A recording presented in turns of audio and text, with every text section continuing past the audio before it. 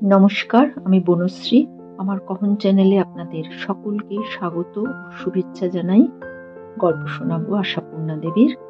সাহিত্যিক হিসেবে আশাপূর্ণা দেবী জয় করেছেন অজস্র পাঠকের হৃদয়। বিদ্যালয়ের প্রথাগত শিক্ষার সুযোগ লাভ করেননি আশাপূর্ণা দেবী। তার সাহিত্য সৃষ্টি সত্যি এক বিস্ময়। আজ আমি তার লেখা গল্প পড়ব।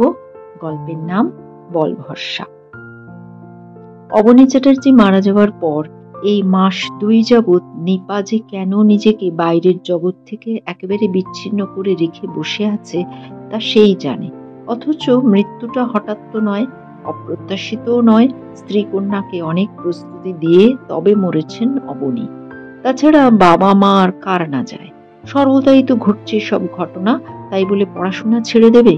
ওর সহপাঠী পাঠিনীরা অনেকেই তো ধরে নিয়েছে নিপা কলেজ ছেড়ে দিল, আর পড়বে না। অনেকের কাছেই এটা রীতিমতো লোকসান। নিপা কলেজের মধ্যে একখানি হীরকখণ্ড তুলল। অবশ্য লেখাপড়া বড় কিছু নয়, তা সেটাও এক ধরনের শাস্তি। বিত্তশালী অবনী চ্যাটার্জির একমাত্র কন্যে, রূপে বিদ্যুতের দীপ্তি, কথায় ছুরির ধার, দিলদরিয়া মেজাজ, বেপরোয়া উড়নচণ্ডী, অথচ উন্নাসিক অহংকারী নয়, এহেন নিধি তো কলেজের একটা ঐশ্বর্য। নিপার রূপে গুণে মোহিত, প্রেমাসক্ত স্ত্রীভক্ত রত্না সেন, যাকে নাকি লোকের কাছে পরিচয় দিতে নিপা হেসে হেসে বলতো, আমার বশংবদ লাভার। সে বেচারি নিপার দীর্ঘ বিরহে কাতর হয়ে 2-1 দিন ছুটে ছুটে এসেছিল নিপাকে শোকে সান্ত্বনা দিতে। পাত্তা না পেয়ে অপদস্থ হয়ে চলে গেছে এবং ততবোধে বলে বেড়াচ্ছে শোক না হাতি, অহংকার, স্রেফ অহংকার। এখন অবনী চ্যাটার্জির একমাত্র ওয়ারিশ যে নিপা চ্যাটার্জি, সেটা তো খুব বুঝে নিয়েছে। তবে আর মানুষকে মানুষ জ্ঞান করবার দরকার কি? কৌশিকও অবশ্য পাত্তা টাত্তা পায় না। এলে নিপার সঙ্গে কোনোদিন দেখা হয়, কোনোদিন হয় না। বাড়িতে থেকেও নিপা হয়তো দোতলা থেকে নামে না, তবু কৌশিক আশাটা বন্ধ করে ফেলেনি। নিপাদের ওই বাঘের মতো কুকুরটার ভয় কাটিয়েও চোখ কান বুজে ঢুকে পড়ে, আর দেখা হলেই বলে, এভাবে বাড়ি বসে থাকার কোনো মানে হয়? এতে তো মন আরো খারাপ হয়ে যায়। তবু কলেজ গেলে, ক্লাসটা স্কুলে মনটা, নিপা কড়া গলায় বলে, মনটা ভালো করবার জন্য মরে যাচ্ছি আমি। একথা কে বলেছে তোকে? শোকে কোথায় নরম হবে, নম্র হবে, ম্রিয়মান হবে, তা নয়, যেন চাবুক। মিসেস সুধা চ্যাটার্জি এই বিশেষণটি দিয়েছেন মেয়েকে, অবশ্য আড়ালে। ওনার যেসব আঁতাতে লোক আছে, ওর শোকের সময় ওকে ঘিরে থাকতে চায়। তাদের কাছে বলেন, হাতে করে চাবুক মেরে বেড়াচ্ছে না এই মাত্র, তবে নিজেই একখানা চাবুক হয়ে ঘুরে বেড়াচ্ছে। কলেজে যাচ্ছিস না কেন? এটুকু জিজ্ঞেস করবার উপায় নেই। তবু উপায় সত্যিই নেই। জিজ্ঞেস করলেই তার প্রতিপ্রশ্ন করে বসে, কেন, তাতে তোমার কিছু অসুবিধে ঘটাচ্ছি? তাহলে নিপার আচরণটা যে বিদঘুটে পর্যায়ে বেড়েছে, এ কথা কে না বলবে। নিপার সেই অতিরিক্ত সাজসজ্জার ঘটা এখন অতিরিক্ততায় গিয়ে ঠেকেছে। নিপা হঠাৎ আবিষ্কার করে বসেছে সাত্ত্বিক আহারেই নাকি ব্রেন শার্প থাকে। কাজে নিপা তার পাকস্থলীটাকে আর মরা জানোয়ারের কবরখানা বানাতে চাইছে না। মাংস, মুরগি, মাছ, ডিম, বিফ, হ্যাম সব পাতের ধার থেকে ঠেলে দিচ্ছে। দেখে দেখে মিসেস সুধা চ্যাটার্জি ভাষার আধুনিক সৌকুমার্য ভুলে গিয়ে নেহাত গ্রাম্য ভঙ্গিতে মন্তব্য করে বসেন, বাপ মরলে যে মেয়ে বিধবার আচার আচরণ করে, এ দেখিনি বাপের জন্মে। বলেন আর গাইয়াদের মতোই সোনালি রূপলি নানান শাড়ির আঁচল দিয়ে কপালের ঘাম মোছেন। হাড়পাজি মেয়েটা কিনা অনায়াসে তখন বলে বসে, তাকেও একজন করাও ভালো, লোকটার কিছু প্রাপ্য পাওনাও আছে তো। বড় নিষ্ঠুর এই মেয়ে। তুই কি ভেবে বসেছিলি মডার্ন সোসাইটির মধ্যমণি মিসেস সুধা চ্যাটার্জি কুসংস্কারে ভরা গাইয়া মেয়ে মানুষদের মতো আলো চাল কাঁচকলা ধরতে বসবে? প্রেস্টিজ নেই তার একটা? লোকে ভাববে কি? ভোজন রসিক অবনী চ্যাটার্জি তো সর্বভোগ ছিলেন, তেমনি দরাজ মেজাজিও ছিলেন। অতএব সুধা চ্যাটার্জির কিচেনে ছিল নিত্য মহোৎসব। সেসব শূন্যে মিলিয়ে যাবে? অবনী কি স্ত্রী কন্যাকে ভিখিরি করে রেখে গেছেন? এখন তোর হঠাৎ মনে পড়ে গেল পাকস্থলীটা মরা জানোয়ারের কবরখানা বানাবার জায়গা নয়। মানুষ হয়েছিস কি খেয়ে? হঠাৎ সেগুলো ছেড়ে দিলে শরীর ঠিক থাকবে? বললে হেসে হেসে বলে কিনা, শরীরের নাম তো মহাশয়। এটা কি শোকাহতের মূর্তি? তা সুধা চ্যাটার্জির ভাষ্য ভুল নয়। সত্যি বড় নিষ্ঠুর এই মেয়ে। না হলে যখন অবনী চ্যাটার্জি নামের ধুরন্ধর বিজ্ঞ ব্যক্তিটা রোগীটাকেও ডাক্তারেরা এবং বন্ধু বান্ধবেরা তার অসুখটার খাঁটি তথ্য সম্পর্কে অজ্ঞ রাখতে সমর্থ থাকছিলেন। রোগটা ঠিক মতো নির্ণয় করা যাচ্ছে না বলে বলে এবং অবিরাম পরীক্ষা নিরীক্ষা চালিয়ে যাচ্ছিলেন লিভারের এইসব দুঃসহ ট্রাভেলের কারণ আবিষ্কার করতে, তখন কিনা এই মেয়ে একদিন বাপের মুখোমুখি দাঁড়িয়ে বলে বসেছিল, আচ্ছা বাপি, ফাঁসির হুকুম তো হয়ে গেছে, গোনা দিনের দিন গুনছো, তবু তোমার এখনো ইচ্ছে করছে পৃথিবীর সাম্রাজ্যের থেকেও দামি সেই দিন কটাকে নিয়ে এভাবে অপচয় করতে? ইচ্ছে করছে কতগুলো হতভাগাকে বাড়িতে ডেকে এনে তাসের আড্ডা বসাতে, মজলিস করে খানাপিনা করাতে, তাদের সঙ্গে দেতো হাসি হাসতে? না, আর কেউ সাক্ষী নেই এই ভীষণ নিষ্ঠুরতা। সুধা চ্যাটার্জিও না, শুধু নিপা আর অভিযুক্ত লোকটা। কিন্তু নিপা নিজেই কি জীবনে কখনো ভুলে যেতে পারবে তার মুখোমুখি বসে থাকা সেই মানুষটার মুখের আলোটা কি আচমকা, কি ভীষণ ভাবে নিভে গিয়েছিল? আলোটা মুখের ছিল না, ছিল মুখোশের। তাই না হয় হলো, তবু নিজে তো সে প্রাণপণে মুখোশখানাকেই মুখের সঙ্গে সেঁটে ধরে তোমাদের সামনে ঘুরছিল। ধাক্কা খেয়ে মুখোশটা খসে পড়েছিল, আর অবনী চ্যাটার্জি নামের চিরকালের এক বিশাল ব্যক্তিত্ব তার মেয়ের নির্দয় মুখটার দিকে কেমন একটা অসহায় চোখে চেয়ে থেকে বলেছিল, অহংকার ছিল, তোদের তো অন্তত সেই হুকুমটা থেকে বাঁচাচ্ছি। তারপর হঠাৎ খাপছাড়া ভাবে একটু হেসে উঠে বলেছিল, একেই বোধহয় বলে শেয়ানে শেয়ানে কোলাকুলি, তাই না রে?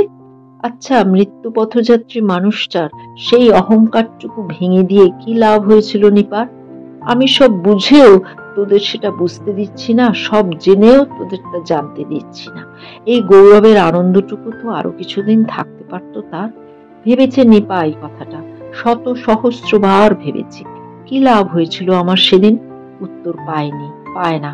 তবু এও ভেবে পায়নি একটা মানুষ যাত্রা দলের অভিনেতা ছিল বলে মুখের পেন্ট শুদ্ধই মরতে দিতে হবে তাকে। অহংকারটুকু খুইয়েছিল। তবু সেই মিথ্যা স্বর্গের বাসিন্দাটি খুব মিনতির গলায় বলেছিল, তোর মা তো তোর মতো চালাক নয় নিপা, ও যেন জানতে না পারে।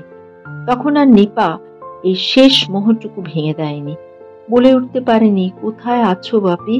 মিসেস সুধা চ্যাটার্জি অনেকদিন থেকেই তোমার অবর্তমানে ওনার কি অসুবিধা হবে তাই নিয়ে তার বোনেদের এবং বন্ধুদের সঙ্গে বসে আলোচনা করছেন।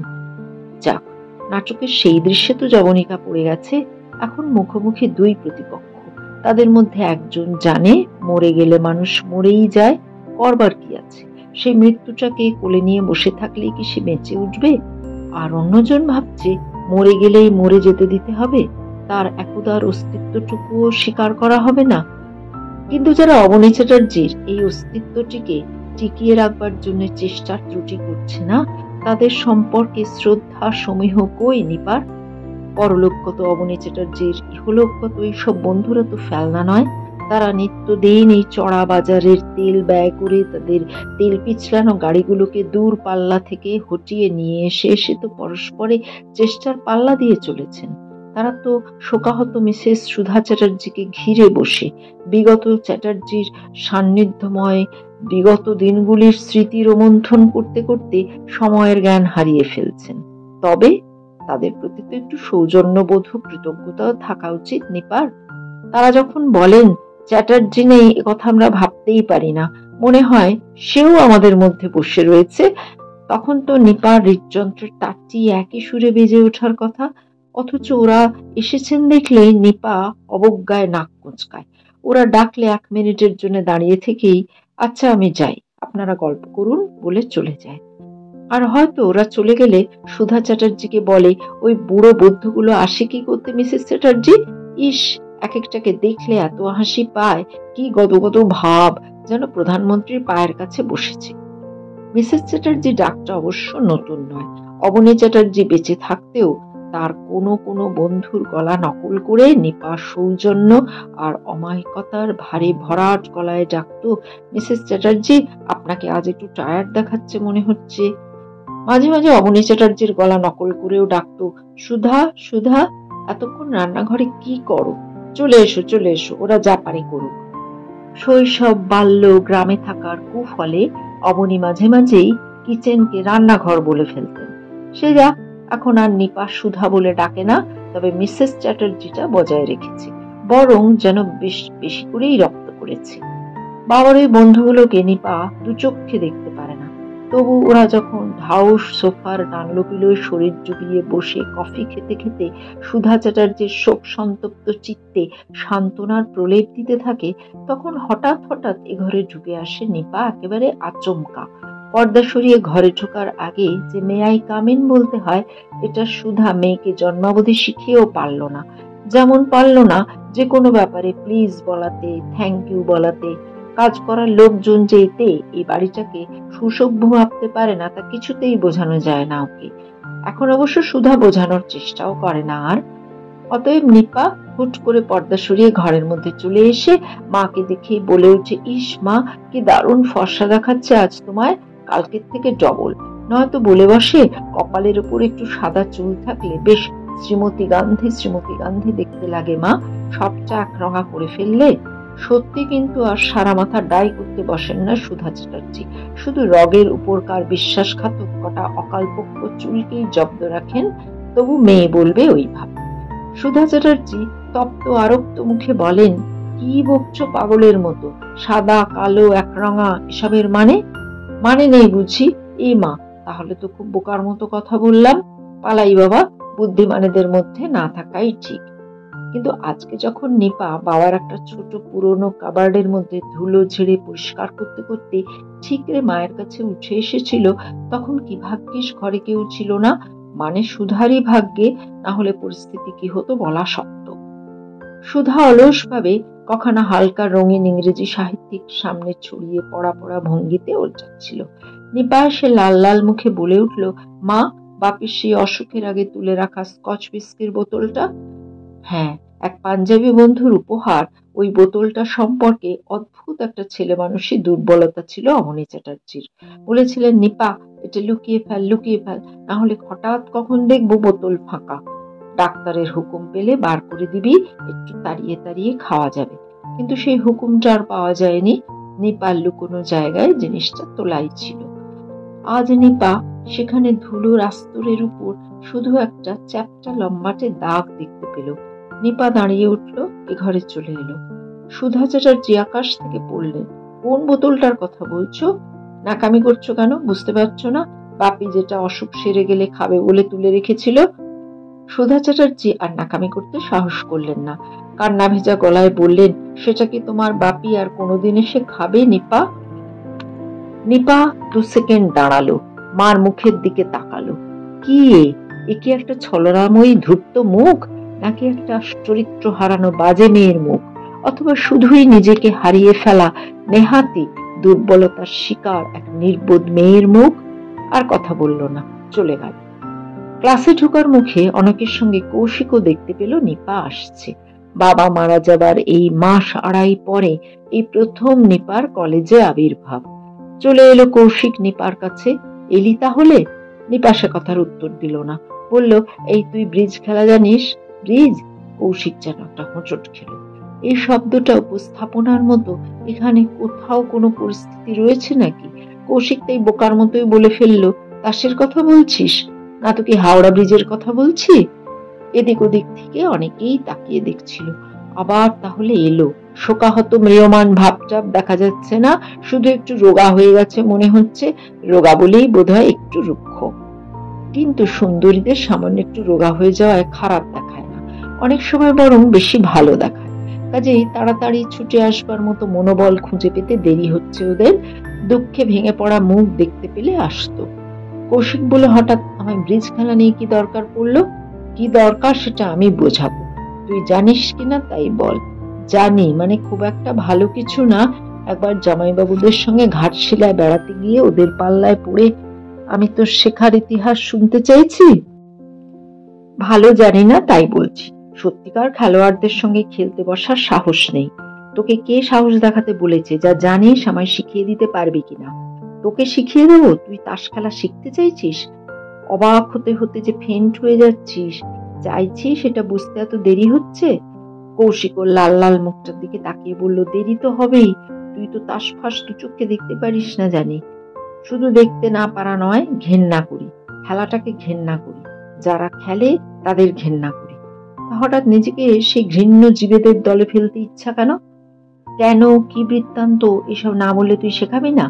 ঠিক আছে, আমার যতটুকু বিদ্যে শেখাবো, ক্লাসটা সেরে নে। ক্লাস করতে কে এসেছে? এ সময় তোকে বাড়িতে পাবো না, তাই ক্লাসে ঢুকতে হবে না, চলে আয়, লাইব্রেরি ঘরে এখন ফাঁকা পাবি। কৌশিক খুব অমায়িক ভাবে বলল, চল তাহলে, তাসটা বার কর। নিপা চলতে চলতে দাঁড়িয়ে পড়ে রেগে বলে উঠল, আমি তাস নিয়ে ঘুরছি? বাহ, তা না হলে শিখবি কি করে? আশ্চর্য, শিখতে হলেও তাস চাই? মুখে মুখে বুঝিয়ে দিতে পারবি না? সে হয়তো ওস্তাদ খেলেরা পারে, তাহলে তাহলে আর কি করা, বিকেলে বরং তোদের বাড়ি চলে যাব। অসম্ভব, আজ বিকেলের আগেই আমার শেখা দরকার। দোকানে কিনতে পাবি না? দোকানে আর কি না কিনতে পাওয়া যায়, অবশ্য আলুর দোকানে গেলে না পেতেও পারি।